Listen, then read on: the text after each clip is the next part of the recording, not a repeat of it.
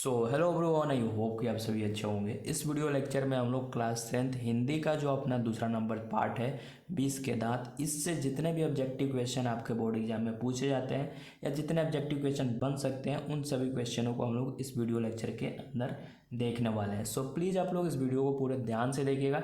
मैं उन सभी क्वेश्चनों को बता दूंगा जो इस चैप्टर से क्वेश्चन बनते हैं और आपके बोर्ड एग्जाम में पूछे जाते हैं। सो चलिए इस वीडियो लेक्चर को हम लोग शुरू करते हैं। और मैं आपसे कहना चाहूँगा कि आपने मेरे इस वीडियो को लाइक नहीं किया है तो प्लीज़ इस वीडियो को लाइक कर दें, और चैनल को सब्सक्राइब नहीं किया है तो चैनल को भी सब्सक्राइब कर दें, ठीक है। सो चलिए हम लोग बहुत ही कम समय में सारे क्वेश्चन रिवीजन कर लेंगे, बहुत ज़्यादा क्वेश्चन नहीं है। देखिए पहला नंबर क्वेश्चन है, 20 के दांत कहानी के रचयिता कौन है? 20 के दांत कहानी के रचयिता कौन है? अमरकांत, विनोद कुमार शुक्ल, नलिन बिलोचन शर्मा या यतीन्द्र मिश्र? तो इसका आंसर होगा नलिन बिलोचन शर्मा। चलिए दूसरा नंबर क्वेश्चन है, 20 के दांत कैसी कहानी है? 20 के दांत कैसी कहानी है? सामाजिक है, ऐतिहासिक है, धार्मिक है या मनोवैज्ञानिक है? तो इसका आंसर होगा मनोवैज्ञानिक, ठीक है। चलिए 3 नंबर क्वेश्चन, 20 के दांत समाज के किस वर्ग की मानसिकता उजागर करती है? ये थोड़ा सा आपको क्लियर नहीं दिख रहा होगा पर मैं पढ़ रहा हूँ तो आपको सारी चीज़ें समझ में आ रही होंगी, ठीक है। देखिए 20 के दांत समाज के किस वर्ग की मानसिकता उजागर करती है? उच्च वर्ग की, निम्न वर्ग की या मध्य वर्ग की या निम्न मध्य दोनों की? तो इसका आंसर आपको याद रखना है मध्य वर्ग की, ठीक है। चौथा नंबर क्वेश्चन है, 20 के दांत पाठ की विद्या है, कौन सी विद्या है? निबंध है या व्यक्ति चित्र है या कविता कविता है या कहानी है? तो ये एक प्रकार का कहानी है 20 के दांत, ठीक है। सो चलिए देखिए, ये जो भी मैं क्वेश्चन बता रहा हूँ ये सारे मतलब आपके बोर्ड एग्जाम में पूछे जाते हैं, इसी तरह के क्वेश्चन या पूछे जा चुके हैं, ठीक है। सो आपके बोर्ड एग्जाम में भी पूछे जाएंगे, जो आपका पेपर है, ठीक है, उसमें भी इस चैप्टर से जो मैं बता रहा हूँ इतना आप याद कर लेते हैं तो 100% इस चैप्टर से लड़ने वाले हैं जो मैं क्वेश्चन बता रहा हूँ, ठीक है। देखिए पहला नंबर पाँचवा नंबर क्वेश्चन है, 20 के दांत कहानी का प्रमुख पात्र कौन है? सेन साहब, खोखा है, मदन गिरधर या सभी सही है?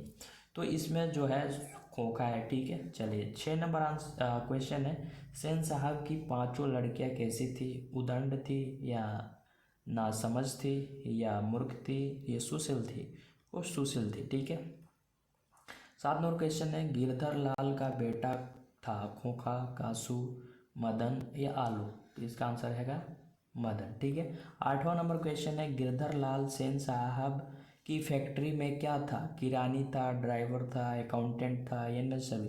वो किरानी था, ठीक है। चलिए 9 नंबर क्वेश्चन है, सेन साहब की नई मोटर कार किस रंग की थी? सफ़ेद थी, काली थी, नीली थी या लाल? तो इसका आंसर होगा काली, ठीक है। फिर से मैं आपको कहना चाहूँगा, आपने इस वीडियो को लाइक नहीं किया है तो प्लीज़ वीडियो को लाइक कर दें, और चैनल को सब्सक्राइब नहीं किया है तो चैनल को भी सब्सक्राइब कर लें, क्योंकि बाकी आपके जितने भी सब्जेक्ट हैं क्लास 10th इसको छोड़ के मैं सभी सब्जेक्टों का BBI objective important question subjective objective करा रहा हूँ, ठीक है। चलिए 10 नंबर क्वेश्चन है, सेन साहब की नई मोटर कार कितने की थी? सेन साहब की नई मोटर कार कितने की थी? 7,500, 8,500, 7,500, 6,500 या 5,500? तो इसका आंसर होगा 7,500। चलिए 11 नंबर क्वेश्चन है, सेन साहब अपने बेटे खोखा को क्या बनाना चाहते थे? डॉक्टर, खिलाड़ी, बिजनेसमैन, इंजीनियर, पत्रकार? तो वो अपने बेटे को बिजनेसमैन या इंजीनियर बनाना चाहते थे, ठीक है। 12 नंबर क्वेश्चन है, सेन साहब की नई मोटर कार की पिछली बत्ती का लाल शीशा किसने चकनाचूर किया था? मदन ने, कासू ने, सोफर ने या इनमें से कोई नहीं? कासू, ठीक है। देखिए 13 नंबर क्वेश्चन है, सेन साहब की आंखों का तारा है कार, खोखा, खोखी या उपयुक्त सभी?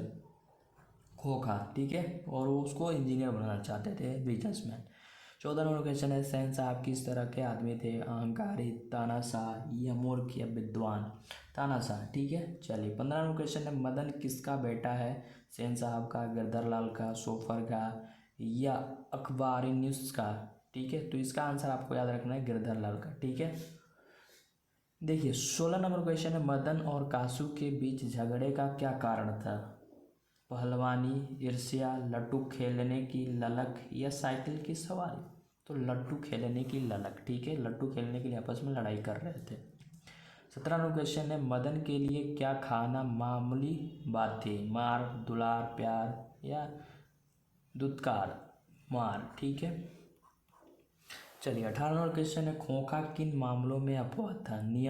नियम के मामले में, मानने में, या घर के नियम की धज्जियां उड़ाने में, या सबको प्यार करने में, या सभी गलत है?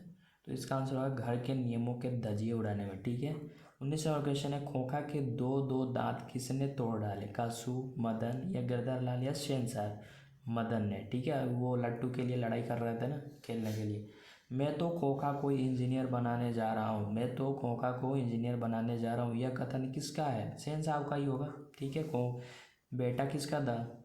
खोखा, सेन साहब का। ठीक है, चलिए 21 नंबर क्वेश्चन है, सीमा, रजनी, आलो, शेफाली। सीमा, रजनी, आलो, शेफाली, आरती पांचों किसकी बहनें थी? मदन की, खोखा की, लेखक की, सेन साहब की? खोखा की। ठीक है, 22 नंबर क्वेश्चन है, नलिन बिलोचन शर्मा का जन्म कब हुआ था? 18 फरवरी 1916, 2 फरवरी 1907, 22 अप्रैल 1925, 10 अक्टूबर 1912।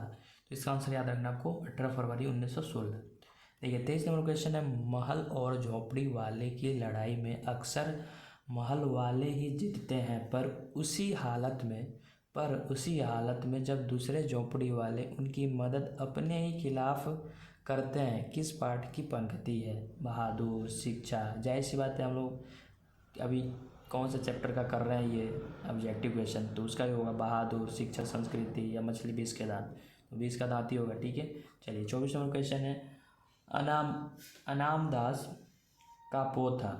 क्या है? अनाम दास का पोथा उपन्यास किस लेखक की कृति है? हजारी प्रसाद द्विवेदी, यतेंद्र मिश्रा, अमरकांत, महात्मा गांधी? इसका आंसर हो जाएगा हजारी प्रसाद द्विवेदी। चलिए 25 नंबर क्वेश्चन देखिए, फिर से मैं आपको कहना चाहूँगा, आपने वीडियो को लाइक नहीं किया और चैनल को सब्सक्राइब नहीं किया तो भाई प्लीज़ ये दोनों काम फटाफट से आप कर लें। ठीक है, चलिए 25 नंबर क्वेश्चन है, मोटर को खतरा हो सकता है तो डैश से, किससे हो सकता है? खोखा से, मदन से, सीमा से, शेफाली से? खोखा से। क्यों? क्योंकि ये अपवाद था, नियमों को समझता नहीं था, अपने अकॉर्डिंग चलता था। 26 नंबर क्वेश्चन है, हिंदी कविता के प्रपदवाद के प्रवर्तक कौन है? अमरकांत, रामविलास शर्मा, नलिन बिलोचन शर्मा, अशोक वाजपेयी? नलिन बिलोचन शर्मा। 27 नंबर क्वेश्चन देखिए, आलोचकों के अनुसार प्रयोगवाद का वास्तविक प्रारंभ किनकी कविताओं में हुआ? हजारी प्रसाद द्विवेदी, नलिन बिलोचन शर्मा, अमरकांत, अशोक वाजपेयी? तो इसका आंसर आपको याद रखना, नलिन बिलोचन शर्मा। 28 नंबर क्वेश्चन है, झोपड़ी और महल की लड़ाई अक्सर कौन जीतते थे? झोपड़ी वाले, महल वाले? दोनों कोई नहीं। तो जाहिर सी बात है भाई, झोपड़ी और महल में लड़ाई हुआ तो महल वाले ही जीतेंगे। ठीक है, चलिए अब ये लास्ट 2 क्वेश्चन है, सामाजिक विकास क्रम में समांती सभ्यता की अपेक्षा किस सभ्यता को अधिक प्रगतिशील कहा जा सकता है?